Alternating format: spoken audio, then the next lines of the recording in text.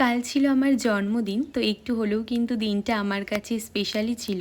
তো প্রত্যেক বছর আমি যেটা করি, সকালবেলা উঠে সমস্ত কিছু গুছিয়ে স্নান করে প্রথমেই কিন্তু চলে যাই ঠাকুর ঘরে পুজো দেওয়ার জন্য। আর পুজো দিয়ে বড়দের আশীর্বাদ নিয়েই কিন্তু আমি দিনটা শুরু করি।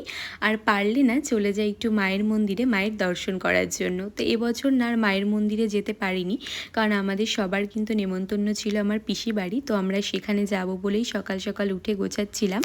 আর ওদিক থেকে কিন্তু আমার মা বাবাও আসবে। তো দেখো এখানে কিন্তু আমি চলে এসেছিলাম পুজো দিতে।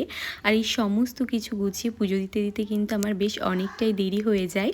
আর আমি না পুজোটা বরাবরই চেষ্টা করি আমার নিজের মতো করেই দেওয়ার। আর সকাল সকাল উঠে পুজোটা দিয়ে নিলে না মনটা ভীষণ ভালো লাগে। আর দেখো এখানে কিন্তু আমি গোপুসোনাদের খুব সুন্দর করে সাজিয়ে দিচ্ছিলাম।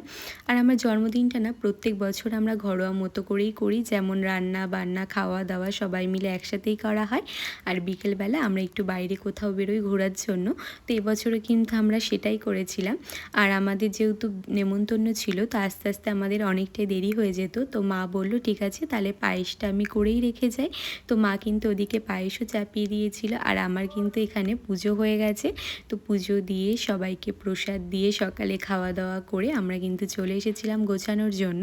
আর জানো তো রেডি হয়ে বেরোতে বেরোতে আমাদের কিন্তু বেশ অনেকটাই লেট হয়ে গেছিলো। যতই ভাবি সকালে তাড়াতাড়ি বেরোবো, কিন্তু কিছুতেই যেন হতে চায় না। আর দেখো এখানে কিন্তু আমি আর মা গুছিয়ে নিচ্ছিলাম। আর আগের দিন আমরা যে শাড়িগুলো দেখছিলাম তার মধ্যে থেকে কিন্তু আমি পরে নিয়েছিলাম এই শাড়িটা। আর মাও পরেছিল এই হোয়াইট কালারের এই শাড়িটা।